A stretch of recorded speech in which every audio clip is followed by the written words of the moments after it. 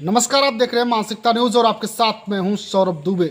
लगातार आपको मिल्कीपुर विधानसभा उपचुनाव की कवरेज हम दिखा रहे हैं, ग्राउंड जीरो से दिखा रहे हैं आखिर लोगों के मन में क्या कुछ चल रहा है, लोग यहां के क्या सोच रहे हैं, आखिर इस बार मिल्कीपुर का रण जीतेगा कौन। आपको बता दें, समाजवादी पार्टी की तरफ से प्रत्याशी क्लियर हो चुका है, अजीत प्रसाद काफ़ी समय से क्लियर है, लेकिन भारतीय जनता पार्टी की तरफ से अभी तक प्रत्याशी नहीं क्लियर हुआ है, ना ही आज़ाद समाज पार्टी की तरफ से अभी तक क्लियर हुआ है। यही तीन पार्टियां प्रमुख रूप से यहां पर चुनाव लड़ेगी। ऐसे में काफ़ी दिनों से आप लोग भी चाह रहे थे कि हम एक बार फिर से अरविंद सेन से बात करें और जानें कि आखिर अब यहाँ का समीकरण क्या कहता है। तो हमारे साथ फ्रेम में आपको इस वक्त अरविंद सेन जी नज़र आ रहे होंगे, तो आइए इनसे बातचीत करते हैं और जानते हैं कि आखिर अब यहाँ का समीकरण क्या कहता है जब उपचुनाव की तारीखों का ऐलान हो चुका है। सबसे पहले तो आपका स्वागत है अरविंद जी। जी बहुत बहुत धन्यवाद। अभी पहले तो हमने आपसे बातचीत कई बार की है, लेकिन पहले में और अब में क्या फ़र्क नज़र आता है जब तारीखों का ऐलान हो चुका है, तो यहाँ के अब के समीकरण क्या कहते हैं? देखिए, अभी तात्कालिक तौर पे जो परिस्थितियां हैं, जब तक कैंडिडेट्स क्लियर नहीं होता है, कैंडिडेट्स का अंतिम रूप नहीं मिलता है और उस घोषणा भारतीय जनता पार्टी की तरफ से और आज़ाद पार्टी की तरफ से नहीं हो जाती, तब तक बहुत कुछ समीकरण सिमट करके नहीं दिखाई पड़ेंगे। लेकिन अभी तात्कालिक तौर पे ये निश्चित रूप से दिखाई दे रहा है कि क्या कहते हैं, जो लीड सपा के कैंडिडेट के डिक्लेरेशन के बाद सपा को मिलनी चाहिए थी, वो दिनों दिन डाइल्यूट होती जा रही है, खत्म होती जा रही है और कहीं ना कहीं उनका वो डिक्लेरेशन निगेटिव होता जा रहा है। लोग कहीं ना कहीं ये मांग करने लगे हैं कि समाजवादी पार्टी अपना कैंडिडेट बदले, इस तरह की सोच पैदा हो गई है। तो जो परिवर्तन हुआ है वो परिवर्तन केवल समाजवादी पार्टी की निगेटिव पक्ष के सापेक्ष हुआ है और बाकी और कहीं कोई स्थिति में कोई बदलाव नहीं हुआ।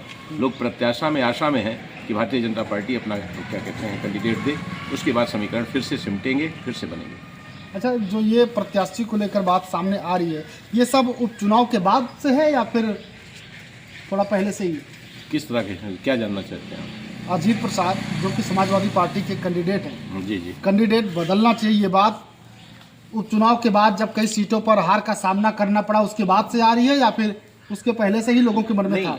जहाँ तक पारिवारिक हालात का बात है और पारिवारिक उसके चलते परिधि में कैंडिडेट डिक्लेयर करने की बात थी, तो ये आशय, इस तरह की आशंका लोगों के बीच में पहले ही पैदा हुई थी कि परिवार के सारे लोगों को टिकट देने का जो वो था, नजरिया था, उसको लोगों ने दोषपूर्ण माना था।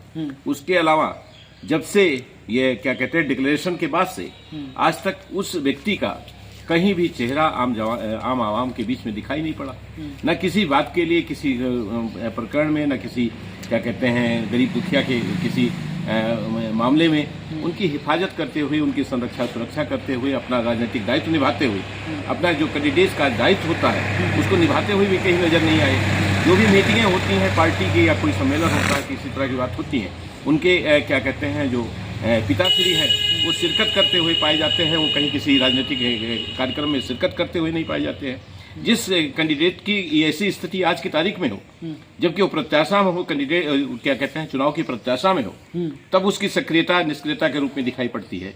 तो फिर चुनाव के परिणाम के बाद क्या स्थिति होगी, इसकी कल्पना भी नहीं की जा सकती। इसका मतलब वो कहीं ना कहीं वो पब्लिक फिगर नहीं है, वो पब्लिक फिगर नहीं बनने की स्थिति में है और इसका खामियाजा समाजवादी पार्टी को भुगतना होगा। कहीं ऐसा तो नहीं कैमरे पर भले ही अवधेश प्रसाद ये लगातार दावा कर रहे हो कि चुनाव हम जीतेंगे, हमारे बेटे को मिल्कीपुर की जनता तय कर चुकी है, इस बार विधायक बनाएगी, अंदर इस बात का डर हो कि यहाँ पर चुनाव हम हार रहे हैं, इस वजह से निष्क्रियता दिखाई दे रही हो उनके बेटे के अंदर?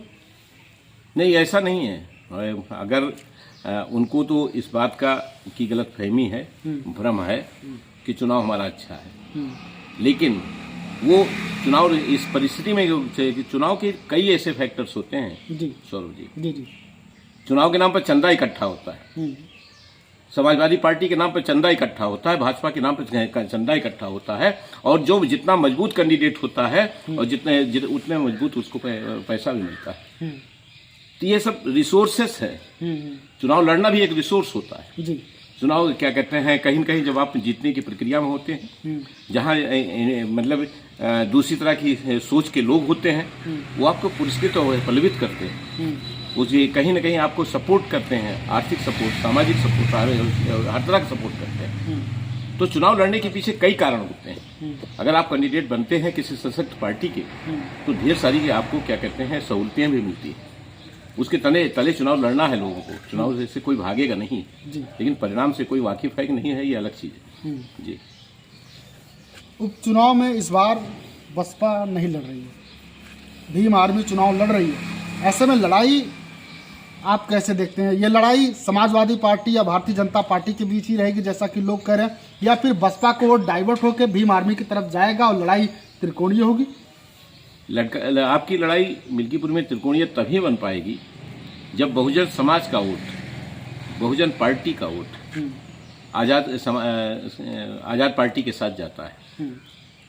और अभी आज मुझे जो जानकारी हुई है जी, अनुसूचित वर्ग के समाज के एक वर्ग की आज बैठ करके उन लोगों को तय करना है कि हम लोगों को क्या करना है, क्योंकि जो उनका बसपा का कैंडिडेट था उसी समाज से था। बिल्कुल। लेकिन वो उस समाज से चूंकि बसपा चुनाव नहीं लड़ रही है तो उनका कैंडिडेट जो है खतरे में पड़ गया है। ऐसी स्थिति में उस समाज के सामने विकल्पहीनता दिखाई दे रही है और उसको ये तय करना है अनुसूचित समाज के एक वर्ग को कि हमें कहाँ जाना है। अगर ये सारे समीकरण बनते हैं और ये मुखातिब होते हैं आज़ाद समाज पार्टी की तरफ, तो निश्चित रूप से आज़ाद समाज पार्टी का कैंडिडेट एक लड़ाई की स्थिति में खड़ा होगा।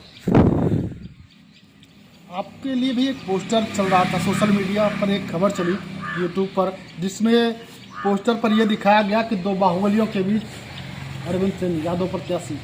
क्या आप गोसाईगंज से मूड बना रहे हैं चुनाव लड़ने का? देखिए, मैंने बहुत पहले भी कई बार मैं अपने को स्पष्ट कर चुका हूँ कि मैं किसी विधानसभा को भी चिन्हित नहीं किया हूँ। मैं रुदौली भी समीकरण अगर बने रुदौली भी लड़ सकता हूँ, आपका बीकापुर भी लड़ सकता हूँ और अमानीगंज भी लड़ सकता हूँ। इन तीन में से वो क्या कहते हैं आपकी गोसाईगंज भी लड़ सकता हूँ। आपका अभी ये लोगों का जो आकलन है कि मैं कहाँ लड़ूंगा, तो मैं समाजवादी पार्टी, भाजपा, कांग्रेस वगैरह से जितनी पार्टियाँ हैं, बसपा, इनके जो समीकरण बनेंगे और जो आप ये निश्चित रूप से जान लीजिए 2025 में केंद्र से लेकर के प्रदेश स्तर तक ढेर सारे राजनीतिक समीकरण, जातीय समीकरण, नेताओं का शीर्षस्थ पदों पर बैठना और उनका उतरना, ये ढेर सारी घटनाएं घटेंगी 2025 में जी। और उसी सिनेरियो के तहत, जैसे आप अभी बिहार की राजनीति को उठा करके देखिए, अस्पष्टता नहीं है। सेंट्रल की राजनीति को उठा करके आप देखो तो वहाँ कहीं न कहीं गोलमोल की वो चल रही परिस्थितियाँ चल रही हैं। तो इन परिस्थितियों को कोई शेप लेने दीजिए, कोई आकार लेने दीजिए। जब नए आकार में, नए क्या कहते हैं गठबंधन में समीकरण बनेंगे, पार्टियाँ सिमटेंगी और उनके तहत जहाँ भी मुझे सम्मान और क्या कहते हैं उसका स्वरूप मिलेगा, जनता के आकलन का और जनता की हिफाजत का, ऐसे संगठन में जाकर के मैं अपने आप को प्रस्तुत करूंगा और चुनाव लड़ूंगा। अच्छा, अगर हम मिल्कीपुर की ही बात करें तो मिल्कीपुर में अरविंद सेन किसको सपोर्ट करेंगे? आज़ाद समाज पार्टी के कैंडिडेट सूरज चौधरी को, जो लगातार चाह रहे हैं कि हमारे साथ सेन परिवार आए, या फिर अवधेश प्रसाद के साथ एक फोटो भी वायरल हुई जिसमें तमाम तरीके की बातें कही गई, या फिर भारतीय जनता पार्टी? आखिर अरविंद सेन इस उपचुनाव में किसके साथ? अरविंद सेन अभी आज की तारीख में किसी के साथ नहीं। हमेशा हमने कहा कि वो आदमी जो हमारे आम आवाम के बीच में रह करके उनके दुख सुख में शिरकत करे और ज़मीन पे दिखाई पड़े। कोई आज का नेता चाहे जो हो, वो तहसील में जाकर के किसी का काम नहीं करा रहा है, जिले पे जाकर के कोई काम नहीं करा रहा है। अगर वो शक्तिवान हुआ तो टेलीफोन से अधिकारियों को टेलीफोन कर रहा है, लेकिन फिजिकली जाकर के कहीं अपीयर हो करके किसी के काम में, किसी उसमें शिरकत नहीं कर रहा है। ये मैं पा रहा हूँ, यह अभाव है। और अगर कुछ भी है, फैजाबाद की राजनीति को जितना अभी तक देखा हूँ 1.5 साल के दौरान, तो मैंने ये पाया है कि नेताओं का सबसे ज़्यादा फोकस है फोटो खिंचाने पे, मीडिया के माध्यम से अपने आप को प्रकाशित करने पे। आम जनता के बीच में जाके लड़ाई लड़ने की मादा नहीं है। कोई मुद्दा अगर किसी को मिला भी तो उस मुद्दे को उन्होंने मीडिया के माध्यम से प्रकाशित किया, उसके बाद वो शांत हो गया। उस पर अगली लड़ाई का, अगले कदम का क्या असर हुआ कुछ नहीं पता। मुझे आप एक मुद्दे नहीं दे, फैजाबाद के जितने मुद्दे उठाए गए हो आप उनको उठा के देख सकते हो कि जनता की लड़ाई को लोग लड़ते हैं जब वो मुद्दे गर्म होते हैं उनको दिखा करके टीवी पर, उनको दिखा करके उस पे मीडिया पे, और उसके बाद अपने को प्रकाशित करते हैं। उसके बाद उस लड़ाई का हश्र क्या हुआ, अंजाम क्या हुआ, उसको अंजाम तक वो लड़ करके ले गए कि नहीं ले गए, इस पर कोई न विचार करता है, न मीडिया इसको प्रकाशित करती है कि माननीय नेताजी ने फला ये चीज़ को उठाया था और आज तक वो यथा स्थिति में है, उसमें कोई परिवर्तन नहीं हुआ, उसको कोई राहत नहीं मिली। तो अगर किसी आदमी को चोट लगी है और उस चोट पे आपने मलहम लगाने के लिए कहा और मलहम नहीं लगाया, तो परिणाम क्या हुआ, उसका अर्थ क्या हुआ, कोई मतलब नहीं जी। लिहाजा आज की राजनीति जो है वो कमोबेश इसी तरह से है। फैजाबाद के परिवेश में जब हम झांकते हैं, फैजाबाद के राजनीतिक और क्या कहते हैं जनता से जुड़े हुए परिवेश में जब हम झांकते हैं, तो हम यही पाते हैं कि लोग ज़्यादा अपने आप को प्रकाशित करने की बजाय क्या करते हैं और ना कि क्या कहते हैं जनता की समस्याओं का निराकरण करते हैं। तो जनता की समस्याओं का निराकरण अधिकारियों से के माध्यम से, प्रशासन के माध्यम से और जनता के उसके क्या कहते सहयोग के माध्यम से निराकरण होने की जो प्रक्रिया है वो थम सी गई है। आज की तारीख में कोई जनता की लड़ाई को लड़ नहीं रहा जी। तो हमारे साथ अरविंद सेन जी थे, थोड़ा सा समय का अभाव है इसलिए बहुत ज़्यादा लंबी बातचीत नहीं करेंगे, लेकिन एक बात तो इन्होंने बिल्कुल सही कही कि जनता की जो आवाज़ आप उठाते हैं, मीडिया के सामने उठाते हैं, पब्लिसिटी के लिए आप उठाते हैं, लेकिन उस लड़ाई को अंजाम तक पहुंचाते हैं, बहुत कम ही ऐसा होता है जो देखने को मिलता है। बहरहाल इनकी बातें सुनने के बाद आप क्या कहेंगे, कमेंट सेक्शन में जाइएगा, कमेंट कीजिएगा और कमेंट करके अपनी प्रतिक्रिया हमें ज़रूर दीजिएगा। अभी के लिए बस इतना ही, देखते रहिए मानसिकता न्यूज़।